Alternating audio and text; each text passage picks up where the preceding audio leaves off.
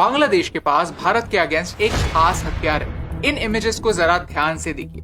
बांग्लादेश का ये secret weapon इन्हीं इमेजेस में छुपा हुआ है और वो है फैशन, कपड़े, टेक्सटाइल्स, जिनकी मदद से बांग्लादेश भारत में आने वाले जॉब्स खा रहा है। ज़ारा, H&M, लीवाइस जैसे मल्टी मिलियन डॉलर कंपनीज अपने कपड़े बांग्लादेश में बनाना पसंद करते हैं। ये बांग्लादेश के लिए गुड न्यूज है, लेकिन भारत के लिए बैड न्यूज। क्रिकेट में बांग्लादेश हमसे सिर्फ 1 रन की मार्जिन से हारता है, लेकिन जब एक्सपोर्ट्स की बात आती है तो बांग्लादेश हमें 100 या 200% के मार्जिन से हराता है। कैसे?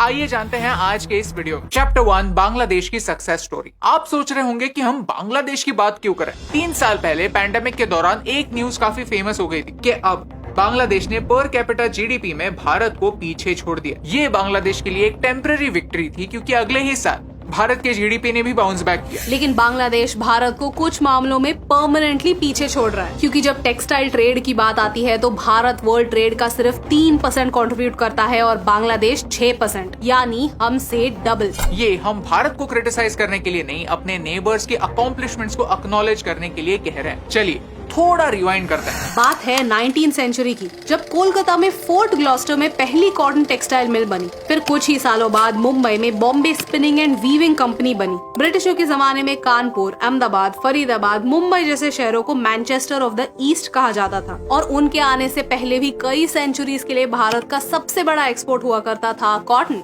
आज का बांग्लादेश यानी उस जमाने का ईस्ट बंगाल अपने सॉफ्ट मसलिन क्लॉथ के लिए फेमस था, लेकिन ब्रिटिशों ने हमारी इंडिजिनस टेक्सटाइल इंडस्ट्री को कुछ ऐसे तोड़ा कि भारत उससे ठीक तरह से उभर ही नहीं पाया। लेकिन बांग्लादेश ने मस्त कमबैक किया। इस कमबैक की शुरुआत हुई 1974 में। इस साल मल्टी फाइबर अग्रीमेंट हुआ। इस अग्रीमेंट ने कुछ कोटाज यानी लिमिट सेट की। ये अग्रीमेंट कहता है कि हर डेवलपिंग देश एक डेवलप देश को सिर्फ एक पर्टिकुलर अमाउंट ही एक्सपोर्ट कर सकता है, उसके ऊपर नहीं। ये डेवलप देशों की चाल थी, क्योंकि वो समझ गए थे कि भारत जैसे डेवलपिंग देश उन्हें अच्छे और सस्ते कपड़े एक्सपोर्ट कर रहे हैं और इससे उनके लोकल इंडस्ट्रीज पर असर हो रहा है। लेकिन ये लिमिट्स बांग्लादेश पर लागू नहीं हुए, क्योंकि बांग्लादेश नया देश बना था। वो डेवलपिंग देश इस कैटेगरी में आता ही नहीं था, वो एक गरीब देश था। डेवलपमेंट ना होना बांग्लादेश की डेवलपमेंट का रीजन बना। साउथ कोरिया की डेवू कंपनी ने बांग्लादेश के देश गारमेंट्स के साथ एक जॉइंट वेंचर किया, ताकि वो बांग्लादेश में कपड़े बनाए और उन्हें एक्सपोर्ट करे। 130 लोगों ने वहाँ से ट्रेनिंग ली। ये लोग काफी स्मार्ट थे। उन्होंने वहाँ से ट्रेनिंग तो ली, लेकिन फिर उन्होंने क्विट करके खुद की कंपनी स्टार्ट की। 130 में से 115 लोगों ने यही किया और धीरे धीरे बांग्लादेश के गारमेंट एक्सपोर्ट्स बढ़े। 1981 में ये एक्सपोर्ट्स 3.5 मिलियन US के थे और 2007 तक ये 10.7 बिलियन हो गए। Billion with a B. That's a growth of 3,05,000% in just 26 years. ये पॉसिबल हुआ इस कोटा सिस्टम की वजह से, जिसने चाइना, भारत और दूसरे डेवलपिंग देशों पर लिमिट्स लगाए, जिनसे बांग्लादेश फ्री था। ये सिस्टम 1995 में खत्म हो गया। लोगों ने सोचा कि अब बांग्लादेश की अनलिमिटेड ग्रोथ पर सीलिंग लग जाएगा और बाकी देशों को भी चांस मिलेगा। लेकिन हुआ कुछ और। Meet America, professional trouble maker. इन्होंने बांग्लादेश को लीस्ट डेवलपिंग नेशन इस कैटेगरी में डाल दिया। सुनकर बुरा लगता है, लेकिन एक्चुअली ये बांग्लादेश के लिए गुड न्यूज थी, क्योंकि फिर उन्हें ट्रेड में प्रेफरेंस मिलने लगा। इसे जनरलाइज सिस्टम ऑफ प्रेफरेंस कहते हैं। आज होता यह है कि उनके एक्सपोर्ट्स पर कोई ड्यूटी यानी टैक्स लगता ही नहीं। तो होता क्या है, उनके कपड़े और सस्ते होते हैं। डेवलप्ड देशों के लिए उनके कपड़े खरीदना और आसान हो जाता है। इसी तरह सब कपड़े बन जाते हैं मेड इन बांग्लादेश। ईयू ने भी इसमें अमेरिका का साथ दिया और एवरीथिंग बट आर्म्स स्कीम निकाली, जिसमें बांग्लादेश के प्रोड्यूस पर कोई ड्यूटी नहीं लगी। रिजल्ट, बांग्लादेश की गारमेंट इंडस्ट्री 15% से भी ज्यादा रेट से ग्रो करती है। चैप्टर 2, भारत और बांग्लादेश। आज भारत कहाँ है? भारत के रेडीमेड गारमेंट्स की एक्सपोर्ट 2022-2023 में कुछ 16 बिलियन डॉलर्स की थी। एंड इन कॉन्ट्रास्ट बांग्लादेश की रेडीमेड गारमेंट एक्सपोर्ट्स जुलाई 22 से अप्रैल 2023 तक ऑलरेडी 38.57 बिलियन डॉलर्स क्रॉस कर चुकी थी। यूएसए में एक शर्ट बनाने का खर्चा $60 है। वही शर्ट अगर भारत में बना तो उसका कॉस्ट 50 सेंट्स होगा, और वही शर्ट अगर बांग्लादेश में बनेगा तो उसकी कॉस्ट 22 सेंट्स होगी, less than half of India's price. अब वेस्ट के बिजनेसेस होते तो चिंदी है, उन्हें 28 सेंट्स बचाने हैं तो वो बांग्लादेश को चुनते हैं। लेकिन कॉस्ट इकलौता फैक्टर नहीं है, एफिशिएंसी मैटर्स टू। बांग्लादेश की कंपनी जिस ऑर्डर को 50 दिन में पूरा करता है, उसी ऑर्डर को खत्म करने के लिए भारत को 63 डेज लगता है। भारत बड़ा देश है, तो माल को पोर्ट तक पहुंचाते पहुंचाते 10 दिन लगते हैं। वेरएज बांग्लादेश ये काम सिर्फ एक दिन में करता है। बांग्लादेश ने काफी स्ट्रेटेजिकली अपनी टेक्सटाइल इंडस्ट्री डिजाइन की। Porter diamond theory of national advantage top MBA colleges में सिखाया जाता है, जो कहता है कि हर देश के पास कोई ना कोई एडवांटेज जरूर होता है। सरकार को बस उसे आइडेंटिफाई करने की और उस पर कैपिटलाइज करने की जरूरत होती है। कैसे? 4 points: factor conditions, demand conditions, related supporting industries, firm strategy and structure. इस मॉडल को भारत और बांग्लादेश दोनों पर अप्लाई करके देखते हैं। फैक्टर कंडीशंस यानी फैक्टर्स ऑफ प्रोडक्शन। कोई चीज प्रोड्यूस करने के लिए कुछ इनपुट्स लगते हैं, like land, labour, capital, technological advancement etcetera. एक देश में कितना फर्टाइल लैंड है, ऑयल, नेचुरल गैस, गोल्ड जैसे नेचुरल रिसोर्सेज कितने हैं, ये उसके कंट्रोल में नहीं, लेकिन टेक्नोलॉजी, स्किल्ड लेबर, इंफ्रास्ट्रक्चर ऐसे रिसोर्सेज एक देश के कंट्रोल में है।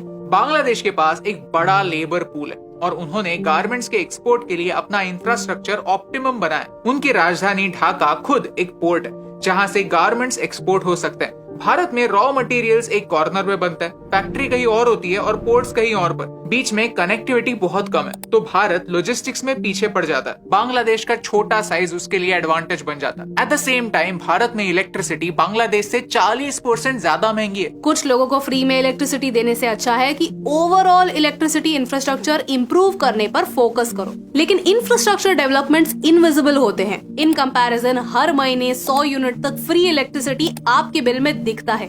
इसलिए भारत में फ्रीबीज पर ज्यादा फोकस है। भारत में लॉजिस्टिक्स एक्सपेंसिव है, इलेक्ट्रिसिटी एक्सपेंसिव है, वैसे ही लेबर भी एक्सपेंसिव है। बांग्लादेश में एवरेज सैलरी सिर्फ 5,000 रुपए पर मंथ है, वेरएज भारत में वो डबल है। And most importantly Bangladeshi textile industry majorly महिलाएं चलाती हैं। बांग्लादेश बहुत सारी महिलाओं को एम्प्लॉयमेंट देता है। भारत का इकोनॉमिक सर्वे ये मानता है कि इस इंक्लूजन की वजह से सोसाइटी में बहुत बदलाव आए हैं। पोर्टर डायमंड मॉडल का दूसरा पॉइंट है डिमांड कंडीशंस। बांग्लादेश में जो कपड़े बनते हैं उनकी लोकल डिमांड काफी कम है और इंटरनेशनल डिमांड काफी हाई। भारत में उल्टा है। भारत में टेक्सटाइल एक्सपोर्ट्स कम हो रहा है, लेकिन टेक्सटाइल इंडस्ट्री पिछले 15 सालों में 3 गुना बढ़ी है, from just $28 billion in 2005 to $75 billion in 2020। इस मॉडल का तीसरा पॉइंट है related and supporting industries. Bangladesh में banks, raw material suppliers, insurance companies, logistics companies सब साथ मिलकर काम करते हैं ताकि देश एक्सपोर्ट्स बढ़ा सके। भारत में टेक्सटाइल इंडस्ट्री के रॉ मटेरियल, मैन्युफैक्चरिंग, एक्सपोर्ट ये तीनों फैक्टर्स अलग अलग स्टेट में होते हैं और अलग अलग स्टेट्स के अलग अलग पॉलिसीज होते हैं। तो सोल्यूशन निकालना किसी एक सरकार के लिए पॉसिबल नहीं होता। स्टेट्स को मिलकर सोल्यूशंस ढूंढने होंगे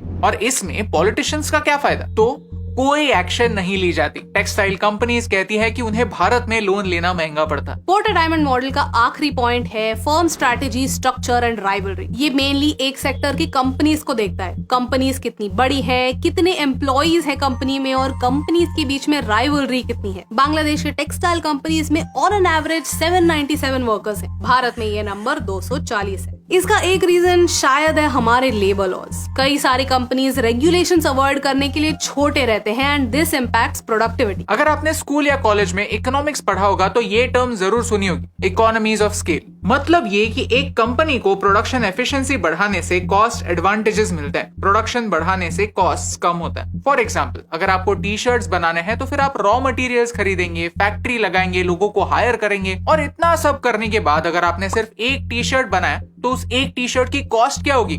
कुछ लाख रुपए। क्योंकि अगर आप एक टी-शर्ट बनाए या 1 लाख, कुछ कॉस्ट होती हैं फिक्स्ड कॉस्ट्स। 1 लाख टी-शर्ट्स बनाने पर ये कॉस्ट 1 लाख यूनिट्स में डिवाइड हो जाती हैं। That's economies of scale. Bangladesh में एक वर्कर अपनी शिफ्ट में 19 पीस गारमेंट्स बनाता है और भारत में सिर्फ 7 से 10 गारमेंट्स बनता है। इस हाई आउटपुट की वजह से बांग्लादेश के कपड़ों की कॉस्ट भारत की कॉस्ट से कम। 2016-17 के इकोनॉमिक सर्वे ने इस प्रॉब्लम को अच्छी तरीके से कैप्चर किया। Chapter 3 conclusion, least developed country. सुनने में ये एक स्लर या फिर एक गाली लगती है, लेकिन बांग्लादेश ने इसी को अपनी स्ट्रेंथ बनाया। इससे मिलने वाला हर ट्रेड एडवांटेज बांग्लादेश ने उठाया और दुनिया भर की फास्ट फैशन इंडस्ट्री को उनके पास अट्रैक्ट किया। द पॉइंट बीइंग, बांग्लादेश हमें सिखाता है कि एक डिसएडवांटेज भी एक एडवांटेज बन सकता है अगर विजन हो तो। 2025 तक बांग्लादेश इस लीस्ट डेवलप्ड कैटेगरी में रहने वाला है। उसके बाद शायद ये स्टेटस चेंज हो, उनका ये स्टेटस रिवोक हो और वो अपग्रेड हो जाए। लेकिन इससे बांग्लादेश के कपड़ों की कॉस्ट फटाक से बढ़ेंगे। ऐसे सिचुएशन में हमें रेडी रहना ही होगा। हो सके कुछ कंपनीज ऑल्टरनेटिव्स ढूंढे। भारत के लिए एक बड़ी अपॉर्चुनिटी ये है कि बांग्लादेश कपड़े जरूर बनाता है,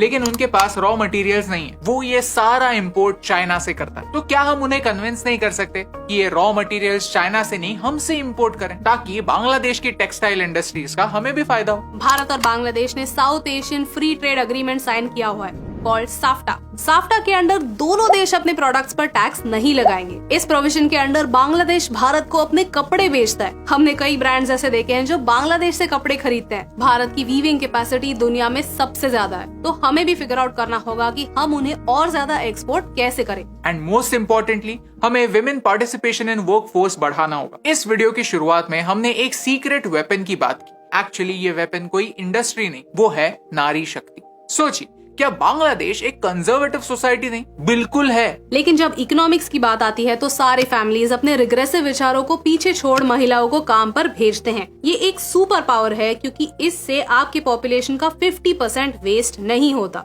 एक होम मेकर होना एक बहुत बड़ी बात है और हम होम मेकर्स की बहुत इज्जत करते हैं। अगर हमारी माँ और दादी स्कूल से आने के बाद हमारे लिए घर पर ना होती तो एक सपोर्ट सिस्टम नहीं बनती, तो शायद हम आज जहाँ हैं वहाँ तक नहीं पहुँच पाते। अक्सर औरतों को शादी करने के बाद अपना जॉब छोड़ना पड़ता है। उनके हस्बैंड्स कहते हैं हम कमा रहे हैं, तुम्हें काम करने की क्या जरूरत। ये एटीट्यूड हमारे देश को पीछे खींच रहा है। लेकिन एट द सेम टाइम ये समझना जरूरी है कि कुछ औरतों के लिए एक होम मेकर बनना एक चॉइस होती है और कुछ लोगों के लिए फोर्सफुली थोपी हुई जिम्मेदारी। चलिए, किसी और बात के लिए नहीं तो फिर देश की इकोनॉमी के लिए ही सही, हमारे आधे पॉपुलेशन को घर के पिंजरे में बंद करना बंद करते हैं, उन्हें आत्मनिर्भर बनाते हैं ताकि देश भी आत्मनिर्भर बने। अगर आपको इस वीडियो से वैल्यू मिली, कुछ नया सीखने मिला, तो इसे अपने दोस्तों के साथ शेयर कीजिए, क्योंकि आप देश के लिए एक उम्मीद की किरण आप ही है जो प्रॉब्लम्स को आइडेंटिफाई कर सकते हैं और हमारे आस पड़ोस के देशों से सीख सकते हैं। और मेरा भारत महान ये सिर्फ ट्रक के पीछे नहीं, पूरी दुनिया से बुलवा सकता है। और यही इंपॉर्टेंट बात, आप तक पहुंचाने से मुझे